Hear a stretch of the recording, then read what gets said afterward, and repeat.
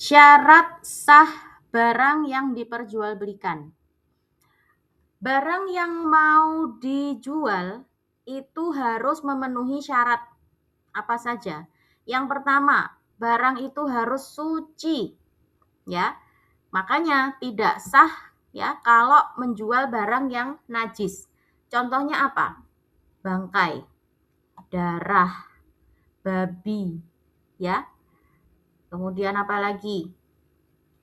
Pokoknya barang-barang yang najis, kotoran hewan, ya, kencing hewan. Nah, itu tidak sah ya. Karena apa? Karena itu adalah barang-barang yang najis, tidak boleh diperjualbelikan. Syarat sahnya barang yang boleh dijual adalah barang itu harus suci. Kemudian yang kedua, barang itu harus bermanfaat. Ya.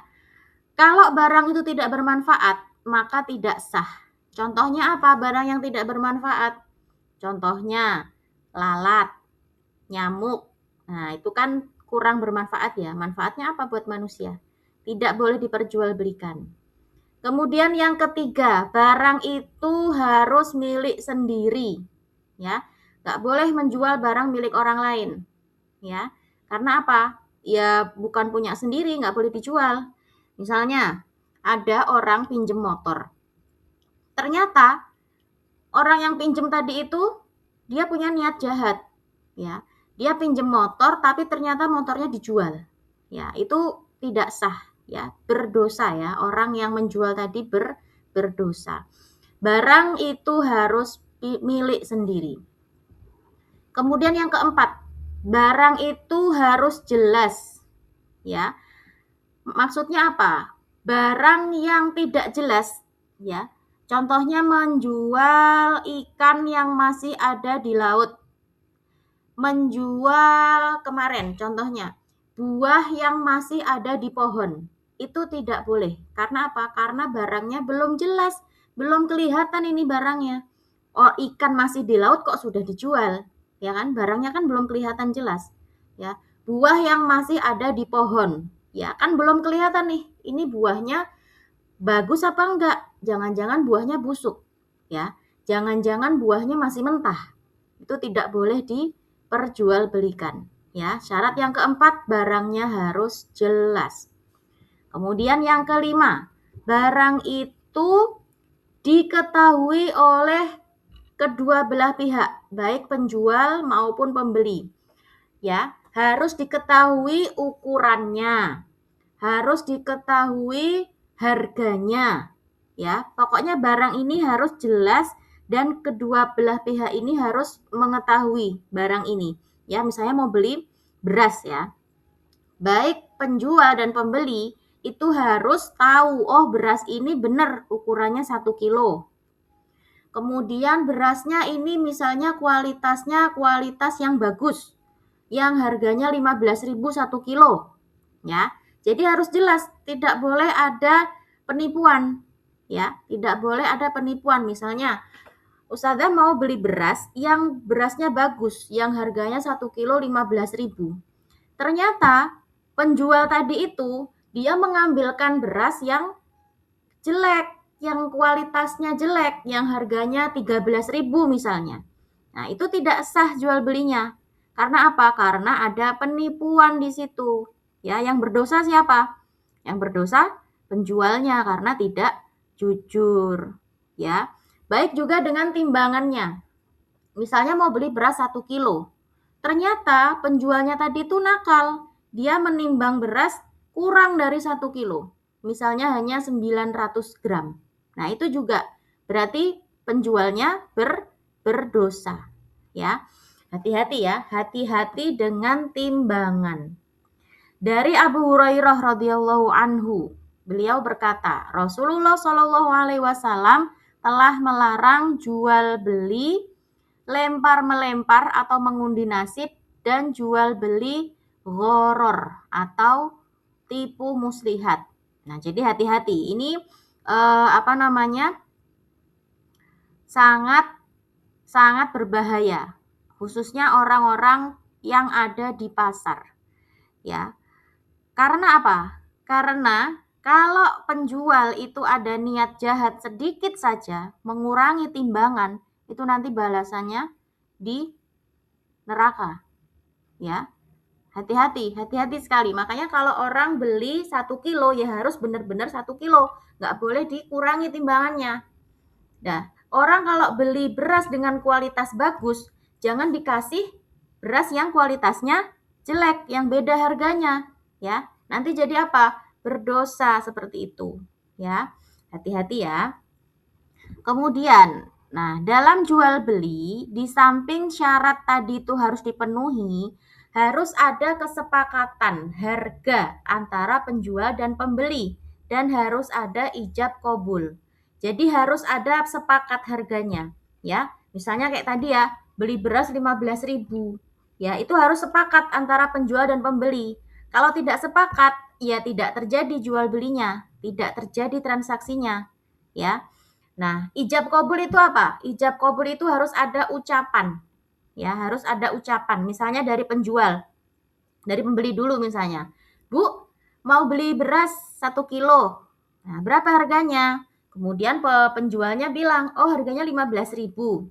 Kemudian pembelinya bilang lagi, baik Bu, ini ya uangnya 15.000, saya beli berasnya 1 kilo.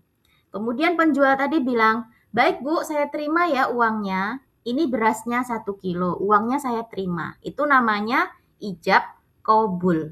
Ya, ijab kabul itu adalah kesepakatan antara penjual dan pembeli atas dasar suka sama suka.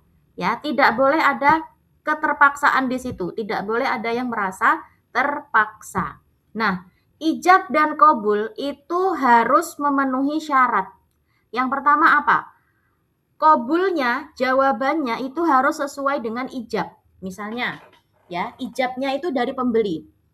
Bu, saya beli beras yang bagus ya, 1 kilo. Kemudian pembelinya harus menjawab dengan, oh iya Bu, ini berasnya yang Ibu beli. Jadi harus sesuai, ya. Tapi kalau misalnya pembelinya tadi itu nggak nyambung, misalnya, ini Bu, kacang hijaunya 1 kilo, kan tidak sesuai. Antara ijab dan kabul tidak sesuai. Yang dibeli beras, yang dikasih apa tadi? Kacang misalnya. Kan tidak sesuai, jadi tidak sah, ya. Kemudian yang kedua, harus ada kesepakatan antara ijab dan kabul, ya, harus ada sesuai. Misalnya, berasnya ukuran 1 kilo, ya, berasnya yang bagus harganya 15.000. Harus sepakat nih antara penjual dan pembeli, ya. Nggak boleh penjualnya tadi itu misalnya, oh ini Bu, berasnya yang 13.000 misalnya. Tidak ada kesepakatan, ya. Pembeli maunya beli beras yang bagus, tapi dikasihnya yang jelek. Itu tidak sepakat. Jadi tidak sah di situ, ya. Kemudian, akad tidak dikaitkan dengan sesuatu yang tidak ada hubungannya. Misalnya ada kata-kata seperti ini. Buku ini saya jual 10.000 kalau saya menemukan uang. Ya. Jadi ada orang yang bilang, Ustazah bilang misalnya, saya mau menjual buku ini 10.000 ke kamu, tapi kalau aku menemukan uang. Jadi kalau aku nggak nemu uang, aku nggak akan menjual buku ini. Itu tidak sah. Ya, tidak sah yang seperti itu. Kalau mau jual aja, tidak boleh ada syaratnya. Ya, tidak boleh ada syaratnya. Kemudian yang keempat, akad tidak boleh berselang lama karena hal itu masih berupa janji. Jadi misalnya harus terjadi saat itu, ya. Kalau ada penjual, ada pembeli nih, Bu, saya beli ya berasnya, ya. Kemudian si penjual tadi nggak jawab-jawab, ya, nggak dijawab-jawab sampai lama, itu tidak terjadi jual beli, ya. Jadi kalau ada ucapan, Bu, saya beli, berarti harus langsung dijawab, iya atau enggak, ya. Dikasih apa enggak? Nah, itu ya, harus ada jawabnya. Tidak boleh terjeda lama, ya. Karena apa? Karena nanti tidak sah transaksinya jual beli itu. Oke, itu ya.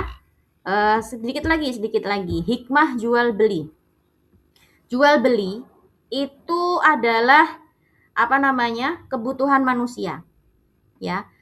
Manusia itu saling membutuhkan satu sama lain. Nggak mungkin kan kita menanam padi sendiri, nggak mungkin kan kita bisa bikin minyak sendiri, ya. Kita membutuhkan penjual, ya. Makanya antara penjual dan pembeli itu saling membutuhkan, ya, saling membutuhkan. Hikmahnya apa? Hikmahnya apa? Mencari dan mendapatkan ridho Allah. Kalau antara penjual dan pembeli ini sama-sama saling ridho, ya, dan jual belinya itu dilakukan dengan memenuhi syarat tadi itu, maka akan mendapatkan ridho dari Allah. Kemudian yang kedua, menjauhi riba, ya. Allah itu membolehkan jual beli dan melarang riba. Kemudian dengan adanya jual beli, itu ekonomi akan berputar. Jadi uang itu nggak akan ada tersimpan di satu orang aja, ya. Uang itu harus berputar, ya. Uang harus berputar. Nggak boleh kita menyimpan uang sendiri, ya. Nanti apa? Nanti ekonomi nggak akan berputar. Jadinya barang-barang akan mahal, ya. Contohnya uang itu kalau dikorupsi, ya, disimpan sendiri, ya, nggak dibelanjakan, itu barang-barang akan naik semua harganya, mahal semua. Nah, ini akan jadi ketidakadilan, tidak tidak apa namanya, tidak ada keseimbangan, ya. Makanya uang itu jangan disimpan sendiri, harus dibelanjakan, harus diputar ekonominya. Biar apa? Kita nih, misalnya contohnya ya, kita beli jajan ke tukang cilok misalnya, ya. Tukang cilok tadi dapat uang, uangnya buat apa? Buat bayar sekolah anaknya. Nah, coba bayangkan kalau kita nggak mau beli ke tukang cilok tadi itu, dia nggak dapat uang, anaknya nggak bisa sekolah. Itu contoh sederhananya. Jadi jangan disimpan sendiri uang itu, tapi harus dibelanjakan. Supaya apa? Supaya bisa saling menolong, ya. Kemudian dengan jual beli yang halal, maka rezeki kita juga akan mendapatkan rezeki yang halal, ya. Nah, itu ya. Kemudian menjauhkan diri dari memakan harta yang haram. Jadi kalau jual belinya itu dilakukan dengan baik, ya, dengan saling ridho, tidak ada yang mau menipu, ya, antara penjual dan pembeli itu sama-sama amanah, maka insya Allah harta yang dimiliki akan menjadi harta yang halal. Begitu ya. Baik, sudah selesai pembahasan kita tentang jual beli.